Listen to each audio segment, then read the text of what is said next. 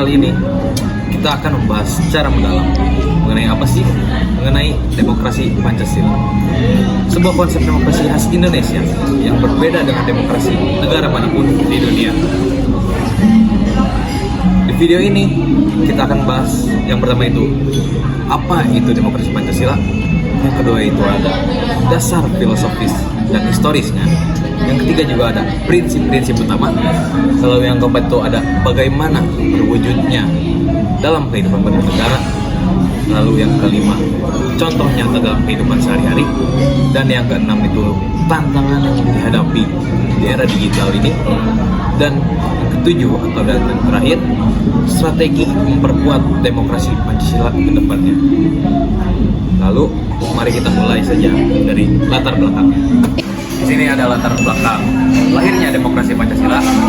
Demokrasi Pancasila ini lahir dari perjalanan bangsa Indonesia. Setelah Indonesia merdeka pada tahun 1945, para pendiri bangsa menyadari bahwa negara yang baru berdiri ini membutuhkan sistem demokrasi yang berakar dan berkepribadian bangsa negara sendiri, serta bukan sekedar menghirupkan negara-negara yang lain. Lalu di sini ada beberapa poinnya. Yang pertama itu keberagaman bangsa Indonesia. Indonesia terdiri dari ratusan suku, bahasa, dan budaya. Demokrasi yang dipilih harus menjaga persatuan, bukan memecah belah. Lalu yang kedua adalah pengalaman masa kolonial. Rakyat Indonesia pernah mengalami penderitaan panjang, sehingga demokrasi yang dipilih harus menjunjung tinggi keadilan sosial dan kemanusiaan. Lalu yang ketiga, tidak cocok dengan demokrasi liberal atau komunis. Demokrasi liberal cenderung individualistik, sedangkan komunisme meniadakan kebebasan individu. Indonesia ini memilih jalan tengahnya, yaitu demokrasi yang mengutamakan musyawarah, kebersamaan, dan keluarga. Karena itu, Pancasila dijadikan dasar negara dan sekaligus dasar demokrasi. Lalu yang ketiga, pengertian demokrasi Pancasila. Demokrasi Pancasila adalah sistem demokrasi yang bersumber dan berlandaskan pada nilai-nilai Pancasila. Yang pertama, ketuhanan yang Maha Esa. Kedua, kemanusiaan yang adil dan beradab. Ketiga, persatuan Indonesia. Empat, kerakyatan yang dipimpin oleh kebijaksanaan dalam permusyawaratan perwakilan. Kelima, keadilan sosial bagi seluruh rakyat Indonesia. Ini berarti bahwa kedaulatan negara berada di tangan rakyat, tapi prakteknya itu harus sesuai dengan moral, etika, dan nilai luhur bangsa Indonesia.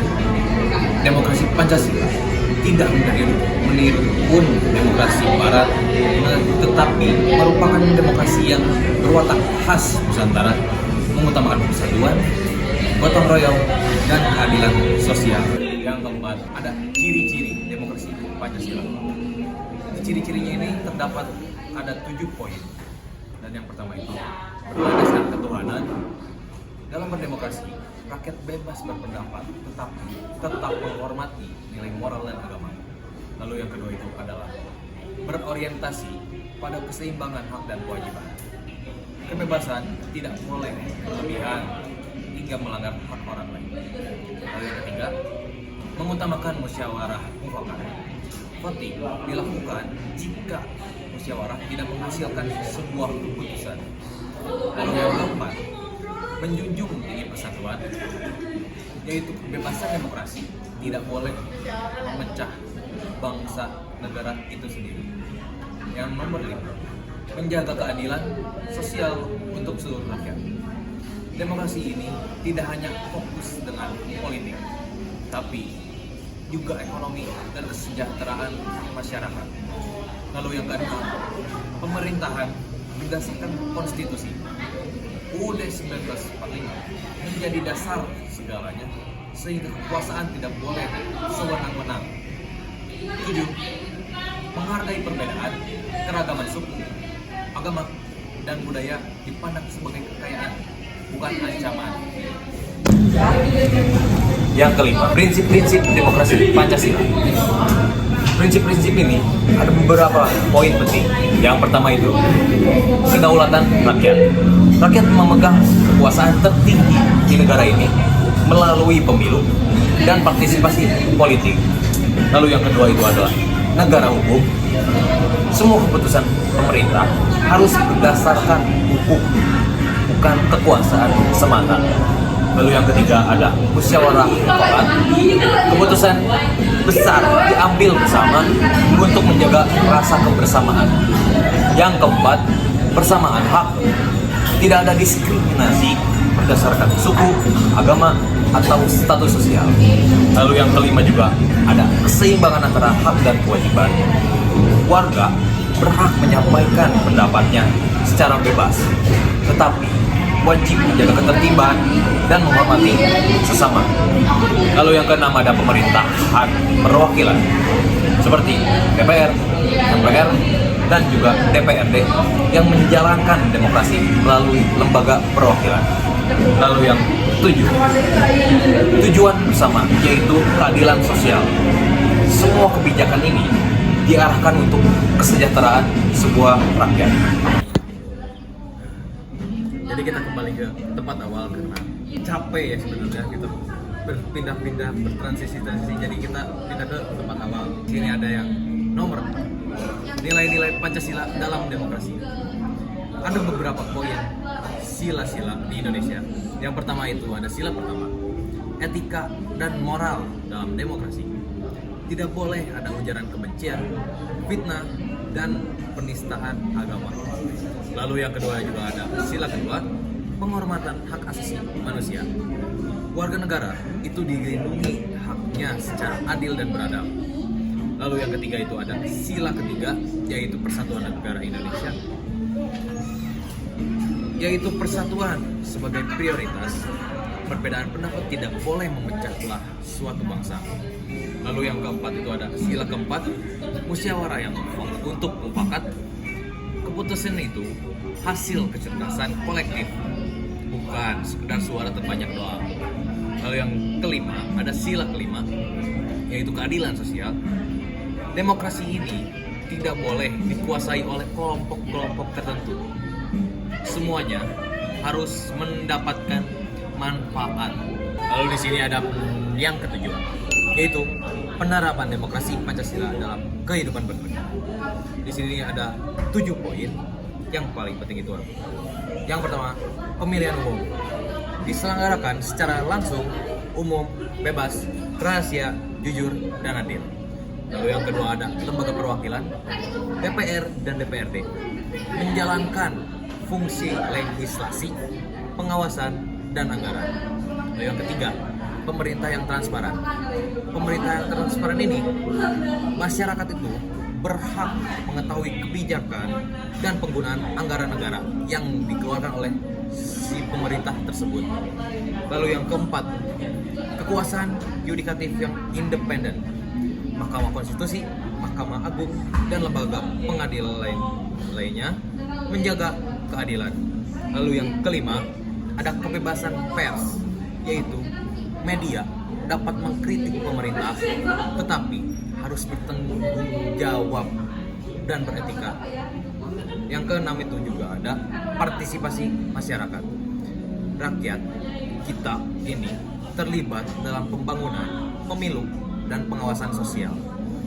Yang ketujuh juga ada penegakan hukum tanpa diskriminasi, yaitu semua orang kedudukannya sama di depan hukum, mau rakyat, mau pemerintah, presiden, tetap sama di mata hukum. Lalu di sini ada materi selanjutnya yang nomor 8, yaitu contoh penerapan demokrasi Pancasila dalam kehidupan sehari-hari. Nah, yang pertama itu ada musyawarah di keluarga. Menentukan keputusan bersama, bukan memaksakan kehendak satu sama lain.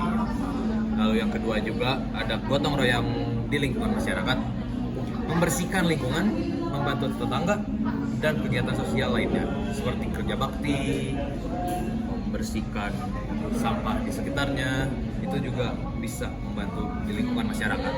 Lalu yang ketiga itu ada menghargai pendapat orang lain. di sekolah ataupun di kampus. Contohnya itu melakukan diskusi yang dilakukan dengan sopan dan menghormati perbedaan. Lalu yang keempat, ikut serta dalam perjalanannya pemilu itu, yaitu dengan cara tidak golput dan memilih pemimpin terbaik. Lalu yang kelima, menjaga sikap saat berpendapat di media sosial, yaitu tidak menyebarkan hoaks apapun itu, ujaran kebencian atau provokasi sama sekali.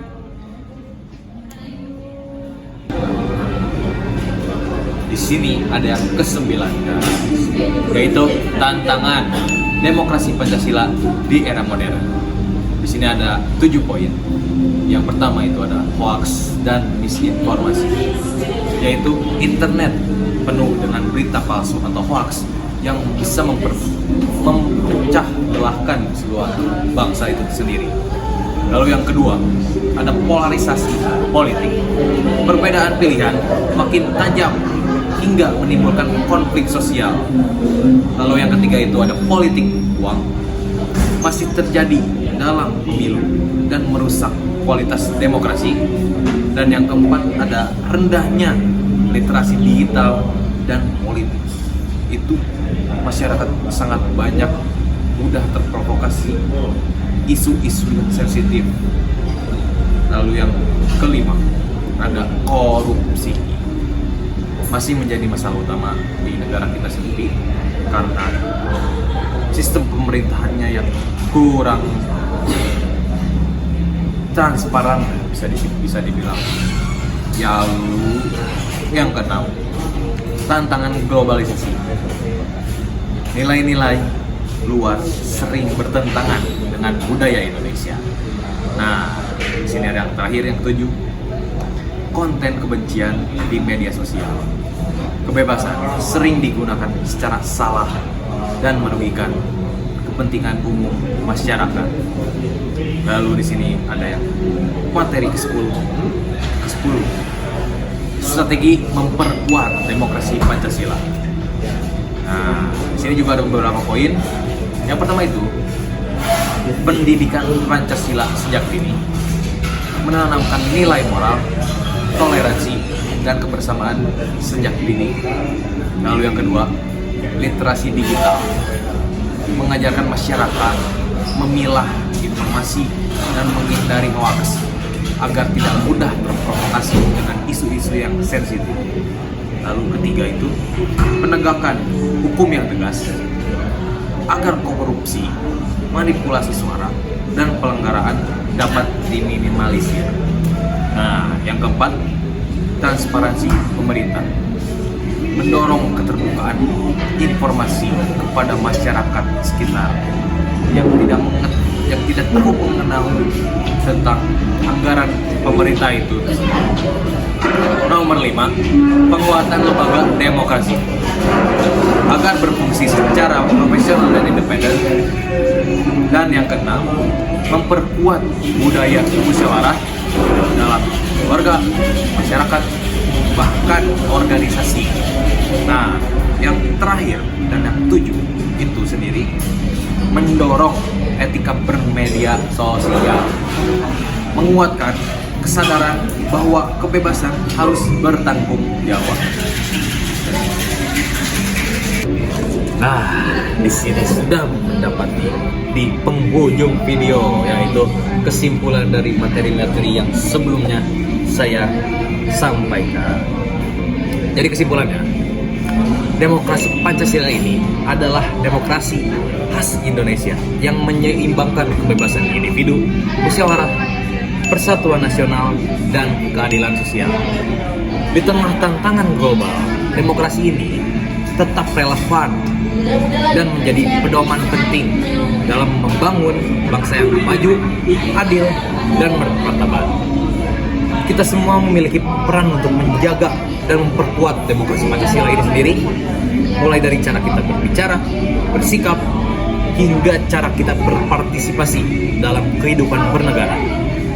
Terima kasih juga kepada dosen kita Pak Subelo yang sedang bakal menonton nih. Jangan lupa like, komen, dan subscribe untuk edukasi yang lainnya. Dadah.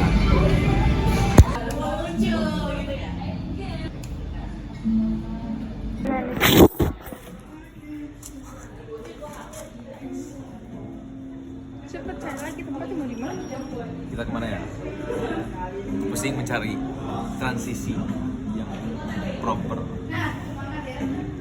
Mana lagi? Ke situ. Di mana? Kemudian Capek nggak pindah-pindah? capek banget nih. Pindah lagi ya? Gaski. Pindah lagi.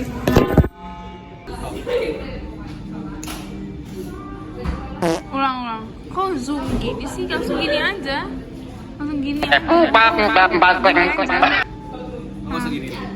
Gini terus gini. Wait, 1, 2, 3. Itu intet. Tet. Your phone ringing.